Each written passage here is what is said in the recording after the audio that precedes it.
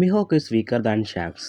ഈ ക്വസ്റ്റ്യൻ നിലവിൽ വന്നതിനെക്കുറിച്ച് സംസാരിച്ചാൽ ഷാങ്ക്സിനെ മിഹോക്ക് ഒരു ലൂഫിയുടെ വാണ്ടഡ് പോസ്റ്റർ കാണിക്കാൻ വരുന്നപ്പോൾ ഷാങ്ക്സ് ചോദിക്കുന്നുണ്ട് റീമാച്ചിന് വേണ്ടി വന്നതാണോ എന്ന്.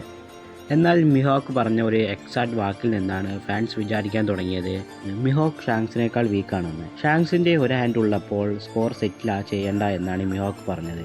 സ്കോർ സെറ്റിലാക്കേണ്ട എന്ന് പറഞ്ഞാൽ ഇതിനു മുമ്പ് ഷാങ്ക്സ് മിഹോക്കിനെ തോൽപ്പിച്ചിട്ടുണ്ടാകും.